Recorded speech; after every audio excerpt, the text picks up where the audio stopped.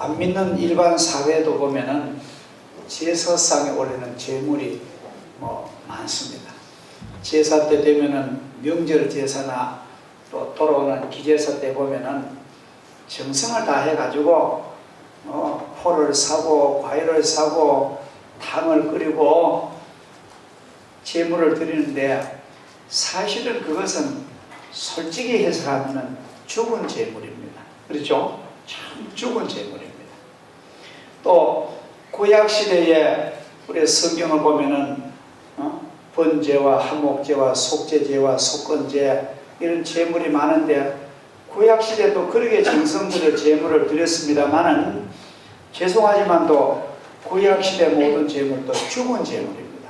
다 양을 잡아서 죽여가지고 드린 제물. 근데 오늘 성령으로 충만한 바울 사도는 우리에게 말하기를, 그러므로 형제들이요, 이 그러므로 말하면 접속사인데, 로마서 11장까지 우리가 예수님을 우리 믿는 그 좋은 믿음의 도를 설명한 후에, 그러므로 형제들이요, 여러분의 몸을 하나님이 기뻐하시는 거룩하신 산 제물로, 죽은 제물이 아니고 산 제물로 드리십시오. 이것이 여러분이 드릴 영적 예배입니다. 할렐루야. 오늘 이렇게 말씀을 하십니다. 우리가 이미도 사실은 이제 우리 기독교 구원론에서 보면은 우리가 세례받고 하나님의 자녀가 된 사람은 이미 우리가 하나님 앞에 말하자면 영적으로 우리 인생이 좋은 향기로운 제물이 됐습니다. 또 우리가 율법으로부터 모든 지난날에 그런 데서부터 자유함을 받았습니다. 7장에 보면은 우리는 모든 얽매이는 것에부터 영적으로 자유와 해방을 받았습니다. 이런 얘기돼요. 로마서 읽어보면은 이제 남편이 살았을 때는 그 여인은 남편의 법에 구속함을 당하지만도 남편이 죽은 이후에는 남편의 법에서 해방하느니라.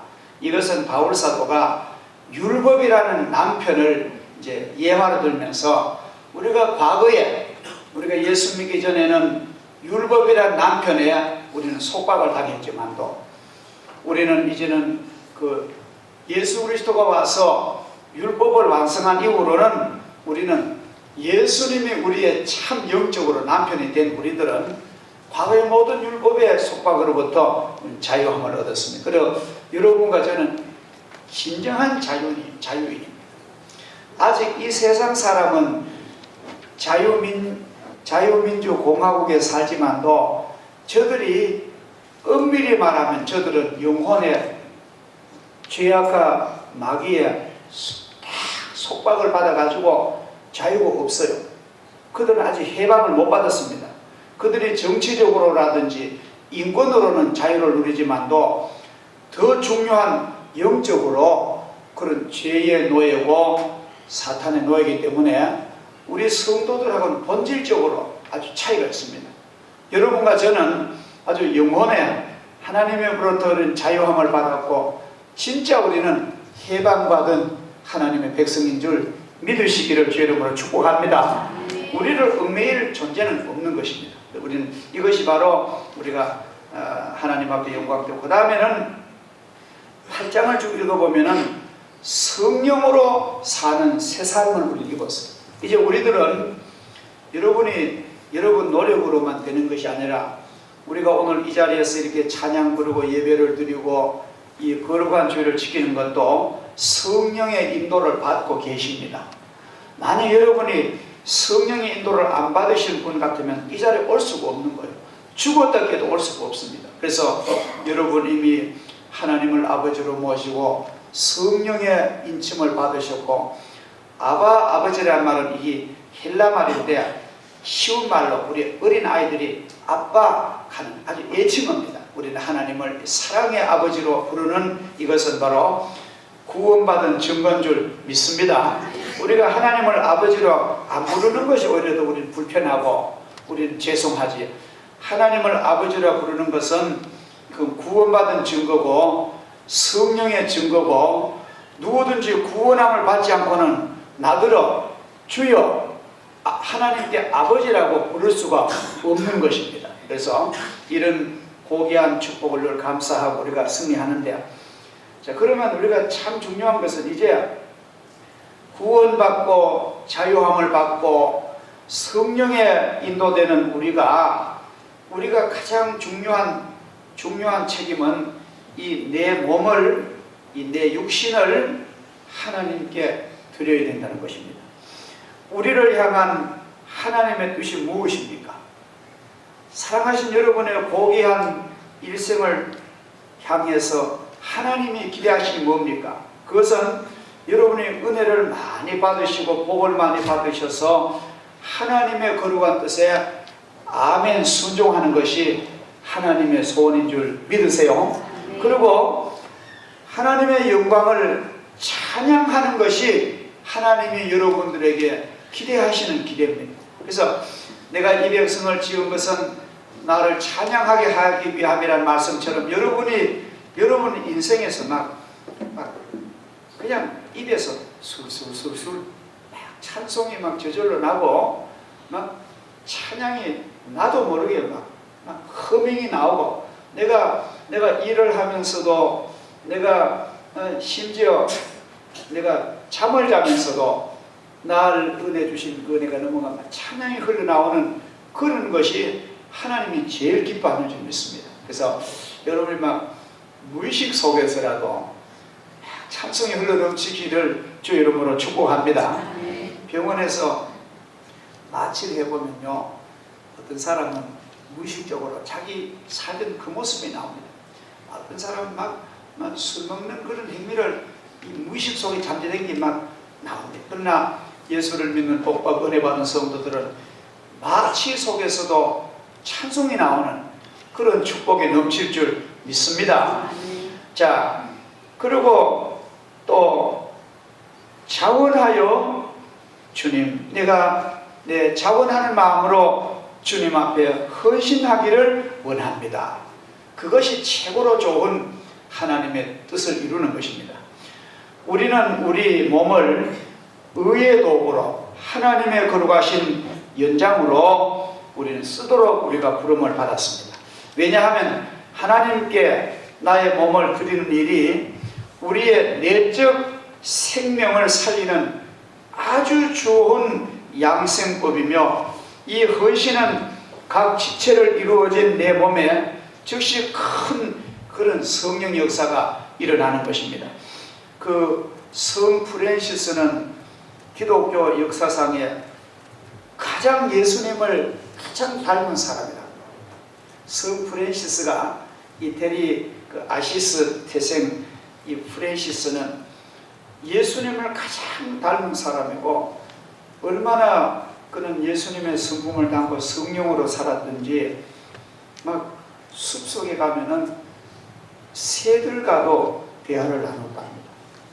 원래 성 프랜시스는 아주 부호의 아들로 태어났는데 부모의 유산을 많이 받았지만도 그는 큰 어떤 은혜의 체험을 하고 하나님의 은혜를 깨닫고 그 많은 돈을 다 가난한 사람 나눠주고는 자기는 글씨 거지 전도단을 조직해서 평생을 이제 전도하며 살았습니다. 근데 그 성 프랜시스가 남긴 기도가 우리 아직 기도하고 있죠. 성 프랜시스가 남긴 찬양이 지금 우리가 부르고 있는 찬송이 있습니다. 그리고 또 성 프랜시스 기도가 있는데, 성 프랜시스 기도 가운데 이런 기도 있죠. 오 주님, 나를 당신의 평화의 도구로 나를 써주시옵소서. 이 몸을 하나님의 도구로 나를 써주시옵소서. 그런 기도를 하는 것, 얼마나 참 헌신적인 사람인지 모르겠습니다. 하나님이 원하시는 것이 무엇입니까? 우리가 하나님께 우리 몸을 드릴 때 우리는 영국의 찬송 작가인 허버갈이 지은 찬송이 우리는 늘 마음에 우러납니다. 찬송 213장에 보면은 나의 생명 드리니 주여 받아주셔서 세상 살아갈 동안 찬송하게 하소서. 손과 발을 들이니 주여 받아주셔서 주의 일을 위하여 민첩하게 하소서.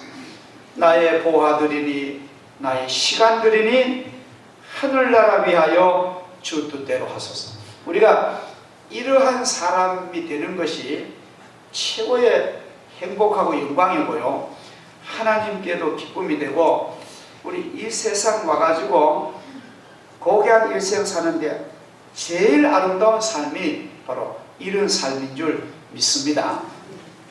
로마서 6장 13절에 보면은 너희 몸을 의의 병기로 하나님께 드리라, 그렇게 말씀하십니다.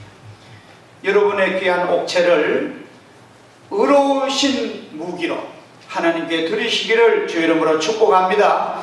하나님은 우리를 너무도 사랑하시기 때문에 우리가 드리는 산 제사를 하나님은 기쁘게 받으십니다. 그래서 이렇게 드리기만 하면요, 우리가 우리 몸을 헌신만 하면은 우리가 생각할 수 없는 하나님의 복을 받습니다. 사실 아브라함은 자기 몸은 못 드렸고 아들을 대신 드리려고 하다가 하나님의 그 아브라함의 마음의 자세와 그 태도를 보시고 아들 보면 놔두라, 내가 받은 것보다 더 좋다 하고 숯불에 걸린 수양으로 대신 제사를 드리고 여호와일이라는 이름을 짓잖아요. 그러니까 아브라함은 그냥 쉽게 말하면 막 모습만 갖추고도 그렇게 복을 받았는데, 우리가 만약에 이 성령의 시대, 말씀의 시대, 예수님의 은혜 시대에 우리 몸으로 하나님께 헌신한다면요, 내 일생 다 가도록 우리는 복되고 성결한 삶은 보장되어 있고, 또 우리가 만약에 하나님 앞에 진심으로 헌신하면요, 내 자녀들을 하나님께서 축복을 하나님은 담보하실 줄 믿습니다. 우리 한국 교회는 헌신된 성도들의 얘기가 너무너무 많아요. 너무너무 많습니다. 근데 대표적으로 이런 장로님이 우리 한국에 아주 보석 같은 보배로운 장로님이 계십니다. 그 장로님은 성함이 유계준 장로인데, 이분은 이북의 평양의 장대현 교회의 시무장로였습니다. 그때는 일제치 아래서 예수를 마음대로 못 믿었습니다. 일본 사람들이 주일날 교회에 와서 예배드리면 막 예배를 방해하고, 순사가 와서 뒤에 지키고, 목사가 설교를 하면은 그 설교를 막 이유를 달고, 그리고 신사에 가서 전락하고. 그래서 그 장대현 교회 그때 목사님이 담임을 주기철 목사님 담임하셨습니다. 주기철 목사님이 경남 여기 요 내려가다 보면은 칠서가 고향이에요. 마산 문창교회도 계시건데, 주기철 목사님이 이제 나는 하나님께서 내 앞에 다른 신을 두지 말라고 했는데, 나는 일본의 귀신 모신 신의 집에 가서 난 절 못합니다. 그러니까 일본 경찰이 이제 체포해 간 거예요. 가가지고 그 평양 대동 형무소에 이제 감금을 했는데, 그러니까 뭐 목사님이 교회에서 없으니까 교회 얼마나 어렵습니까? 헌금도 어려운 시기에 헌금도 안 나고. 그래서 그 유계준 장로님이 자기의 가정의 돈을 가지고 목사님 그 오정모 사모님과 자녀가 5남매였대요. 그 6 식구를 유계준 장로님이 생활을 담당해 드리고, 또 그 기록에 보면은 유계준 장로님이 참으로 공부도 많이 하시고 훌륭한 장로님인데도 밤에 교인들 사회사람 안 볼 때 지게로 져다가 장작을 져다가 그 사택에 풀을 넣어드리고 곡식을 짊어다 갖다 앞에 놓고 그렇게 일제시대를 지냈대요. 하루 이틀도 아니고. 그렇게 교회를 섬기고 주의 종을 사랑하는데 이제 해방이 되었습니다. 해방이 되고 이제 해방된 지 얼마 안 돼 가지고 한 5, 6년 때가 6.25 전쟁이 터졌잖아요.